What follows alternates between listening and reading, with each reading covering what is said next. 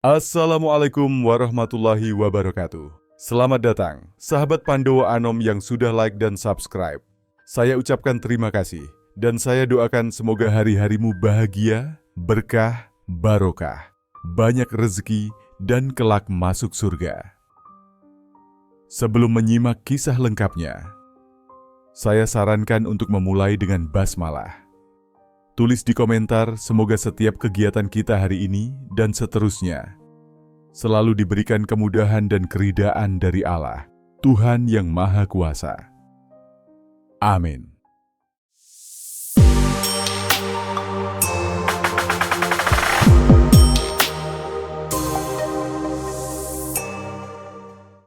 Mari simak cerita berikut ini.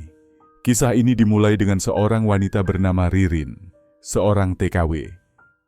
Asal Indonesia, Ririn bekerja sebagai TKW di kota Taung, Taiwan pada awal tahun 2024. Namun ada rahasia besar yang disembunyikan.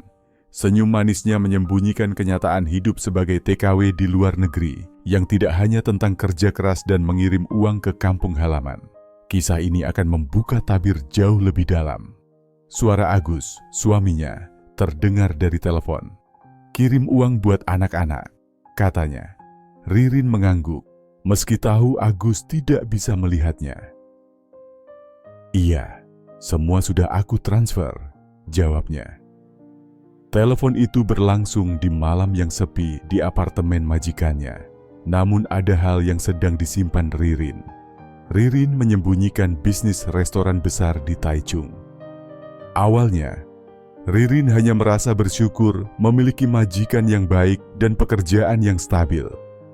Rumah Emer Chang terletak di perumahan elit dekat Taman Maple Garden, sebuah kawasan yang selalu memukau dengan lampu-lampu indah di malam hari.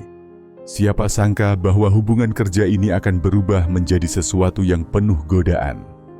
Emer Chang adalah tipe pria yang karismatik, dengan rambut yang selalu tertata rapi dan sikap ramah yang mampu mencairkan suasana. Istrinya, Mrs. Chang, sering keluar kota untuk urusan bisnis restoran di Taipei, meninggalkan Ririn dan Mr. Chang sendirian di rumah mewah itu. "Ririn, kamu masak apa malam ini?" tanya Mr. Chang suatu malam. Nada suaranya terdengar berbeda, lebih hangat dari biasanya. Awalnya, Ririn menganggap itu hanya perhatian biasa, tetapi semakin hari sikap Mr. Chang semakin jelas. Dia sering mengajak Ririn berbicara panjang lebar di balkon lantai yang menghadap ke kota. Bahkan, dia berbagi tentang bisnisnya. "Dar, kamu tahu aku kesep di rumah sebesar ini?" tanya Mr. Chang sambil mengamati pemandangan dari jendela. Perlahan tapi pasti, hubungan mereka mulai berubah. Hubungan mereka semakin berkembang. Emer Chang mulai memberi Ririn hadiah kecil, dari parfum mahal hingga perhiasan. "Ini cuma tanda terima kasih," katanya dengan senyum yang sulit ditolak.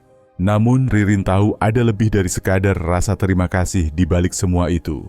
Di sisi lain, Agus di Yogyakarta tidak curiga sama sekali. Baginya, Ririn adalah istri yang setia. Dia selalu menerima uang kiriman Ririn tanpa banyak bertanya. Namun, ia mulai membohongi dirinya sendiri, merasakan hal yang berbeda seiring waktu. Hubungan antara Ririn dan Emer Chang semakin dekat. Bahkan Ririn hamil pada bulan Juni tahun ini, sesuatu yang tidak direncanakan. Tapi anehnya, dia merasa bahagia. Emer Chang berjanji akan merawat Ririn dan anak yang dikandungnya. "Kamu nggak perlu khawatir, aku akan urus semuanya," kata Emer sambil menggenggam tangan Ririn. Di Yogyakarta, Agus mulai merasa ada yang aneh. Uang yang dikirim Ririn semakin besar. Ia mulai mendengar desas-desus dari teman-teman TKW Ririn. Meskipun Ririn tetap setia di mata Agus, di sisi lain, ia hidup dalam dunia yang jauh berbeda bersama Emer Chang. Kemewahan yang sebelumnya hanya dia impikan, namun hidup dengan dua identitas tidaklah mudah.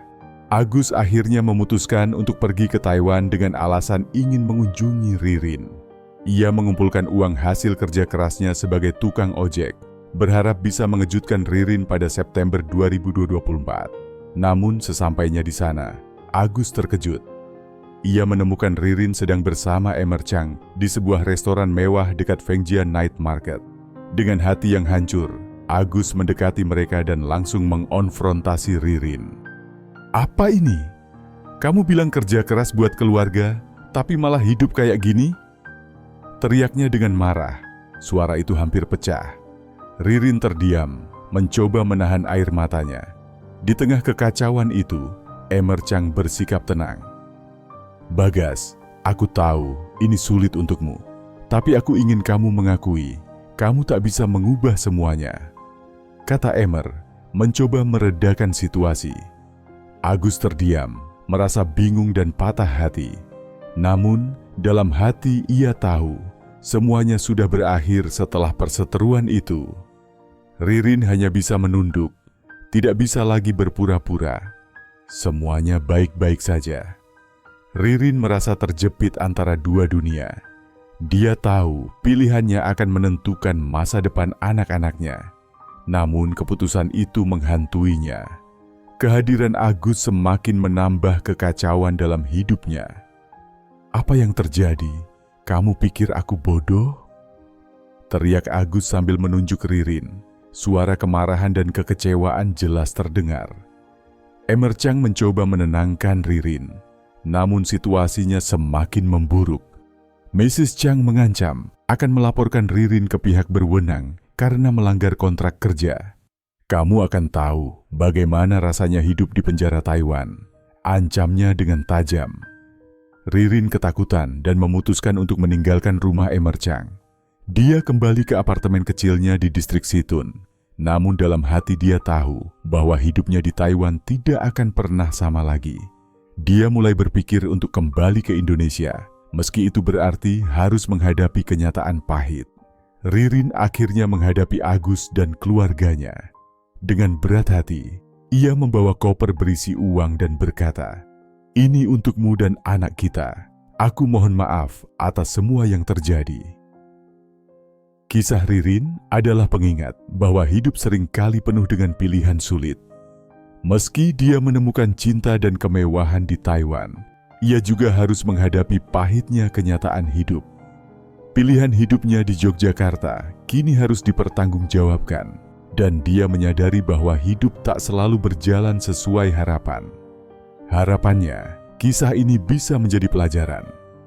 Jangan lupa untuk like dan subscribe, serta aktifkan lonceng notifikasi agar tidak ketinggalan cerita nyata lainnya yang penuh drama dan intrik. Sampai jumpa di video berikutnya.